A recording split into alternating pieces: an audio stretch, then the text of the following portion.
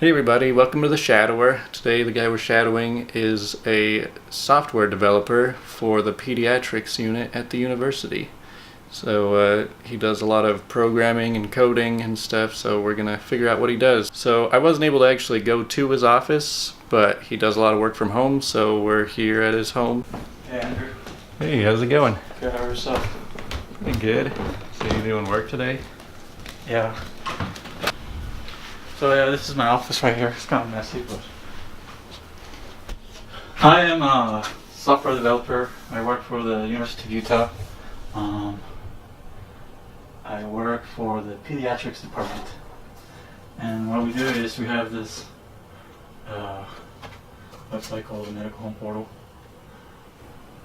Basically, like a place you can find information about service providers. I'm working actually on improving our search. Right now we use Google, but we want to use our own. Oh, so are you doing like web design or? Yeah, I do web design and I do back-end stuff like database stuff. Mm-hmm. Just overall web programming. So what exactly is coding? What exactly is coding? Is that what you say you do? Yeah, I'm a programmer. Basically, when you write code, is you're writing a language that the compiler can understand and to output specific data or to show you things that you want to be shown. So I work with a language called Groovy, which is kind of like Java, but it has like Ruby syntax. I don't know if you ever heard of Ruby, but it's another programming language. And it's really good for web development. So that's like the back end. The code goes into the back end, and there's also like front end development, which is kind of like this stuff that's moving here. This is like JavaScript making this move. You have your back end stuff that does like database manipulation, and then you have your front end that's what the user sees. Huh. So that's what I do. Oh, nice. So did you have to get a degree to get into this kind of job? I think a lot of people probably take computer science classes. Yeah. But you don't necessarily have to have a degree, just more about experience. You could, there's people that just learn programming on their own. Yeah. I think, and then they just pick it up, and it might be easier for you to get a job out of college if you have a degree, if you don't have much experience. But I think in this field, experience probably is more important than having a degree. I think more importantly is to understand the concepts of programming, and if you do, you can pretty much work anywhere that requires programming. Yeah, which I hear there's a lot of diversity when it comes to the programming skill set, and almost every place needs a programmer for something. Right. I mean, you can specialize. I mean, if you're really good at the front end, like JavaScript, for example, is something that a lot of people want to have, especially if they do web development. And that's just like making things move, like I said, like this screen that moves, or like if this thing shrinks, and then you go like have it fit the page. Yeah, like, and then you can, for example, I'll show you something else. Like if you go this small, you have like a sub menu that comes up and stuff. Oh yeah, that's cool. So I've actually been working on. This is the Medical Home Portal, and I've been working on where we have a region. This is actually in production, but we have. This is our test region. We're working on nationwide area because we have different areas that we serve. This is our test server, and we can test out things. And then I have my own local stuff, which I'm working on. And so this is my local, and I'm working on this little button here, which is giving me some headache. See the little info button there? Oh. So the test is not working very well right now, but that's what I'm working on right now. So what does it actually look like when you're doing the coding? The code? What does the back end look like? Is that this screen? This is just the CSS file. The CSS file makes it. You know what CSS does? It lays out it's styling for your elements, and it lays it out on the page. I can show you this.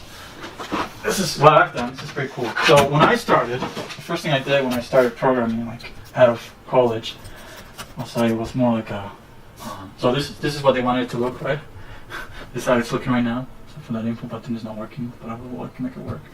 But it looks very similar, right? Like it has the state thing, and looks like you've got it pretty close so far. and they want it so you can, if you click on this. So do they just like draw out as a picture, as an image, what they want it to look like, and then you have to turn it into a real functioning It's not thing? working. Yeah, basically.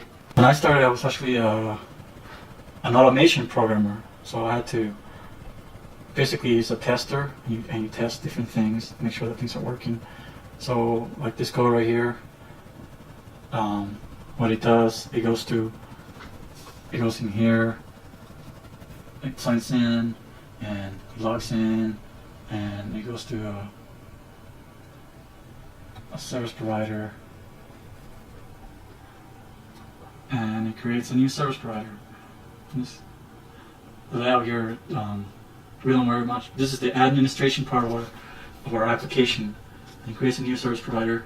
So you can, let me just make sure that this works. I have to log into root.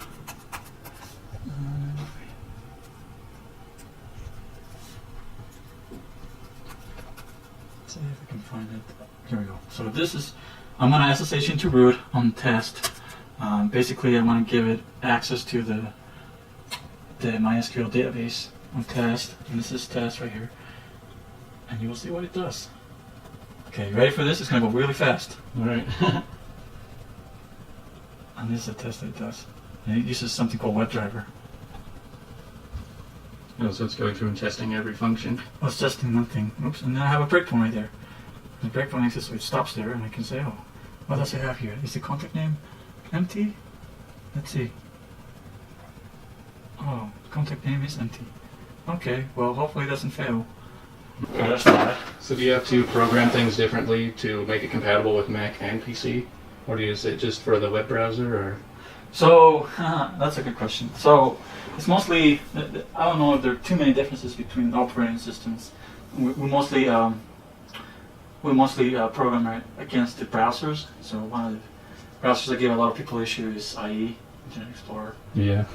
Especially for just displaying stuff. It's a little different for Chrome. And Chrome uses something called WebKit, which is part of the Safari thing, but they're slightly different. So if it works there, then it should work in Safari. So usually what I like to use is make sure that it works on Chrome, and then see if it looks good on Internet Explorer. You can do that right now too. So, So why is it that Internet Explorer is so bad at so many things? I don't know if I can answer that question. Why is it so bad? Is it that you don't know, or that you're not allowed to say? It's more like I don't know. They decided to. I guess Internet Explorer decided to. So every browser is different, right? They decide what when people write code for the browser. When you write HTML code, Mm-hmm. the browser interprets that. Okay. So there was never, and it's becoming more and more standardized. But at the beginning, it wasn't standardized. So when you told Internet Explorer, "Hey, put this div with this class and show this color," right? It could probably interpret that differently than what Firefox used to interpret that. But now I think they're more standardized, so IE should be close to. If you go back to IE5, it's really bad. So if you were to give anyone advice who was looking into getting into coding or programming, what would you tell them? Just tinker. If you want to get into programming, there's probably a specific reason why you want to do that. And it doesn't seem like a very, at least, elegant job, right? Not too exciting. No, but if you like, I like programming because I wanted to create my own little games. Back in high school, I made this little game that was kind of like Space Invaders, but it was called Kill Bin Laden. Kill Bin Laden. Yeah, I have this picture of Bin Laden. So, yeah, if you just like to tinker with things, and you like computers, and you like to do things to like games. Usually people get into programming for games. Yeah. And you just Java is a free free source for programming. You can download it. You can use an IDE IDE's development environment that allows you to debug very easily and see what you're doing.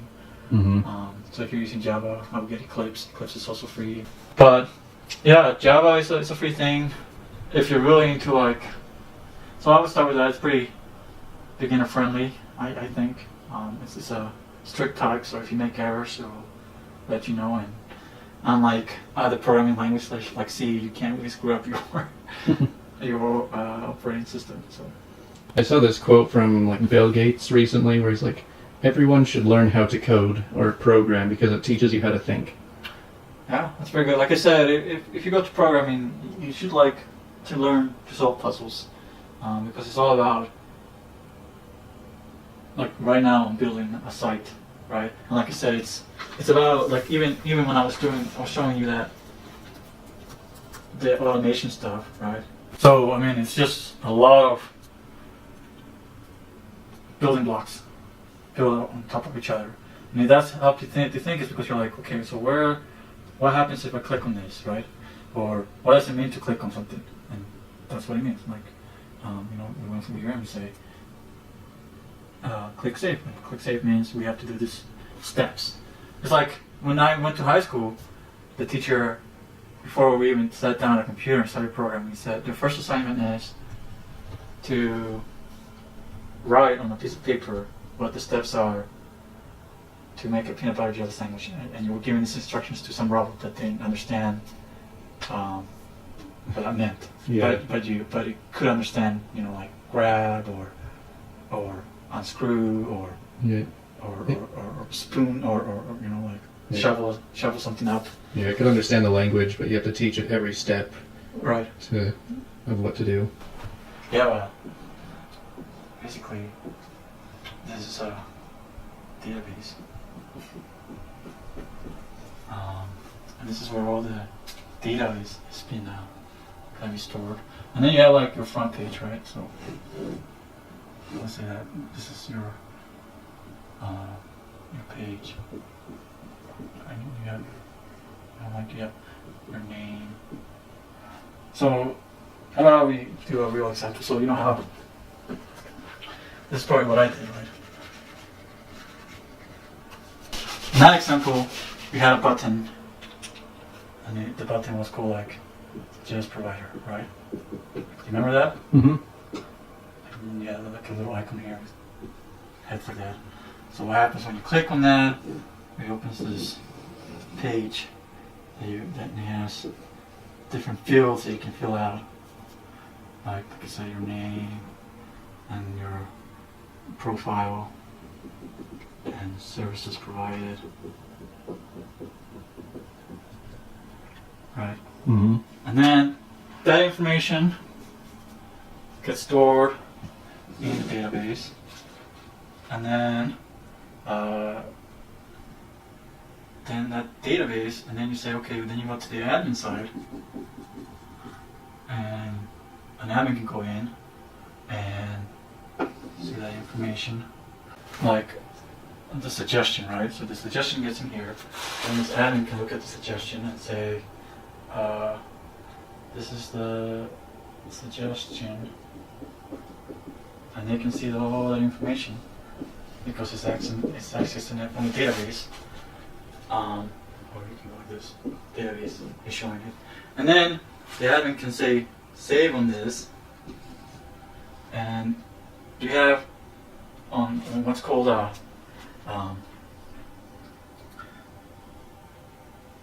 model view controller. So basically, you have a domain. The domain on this case is the service provider domain.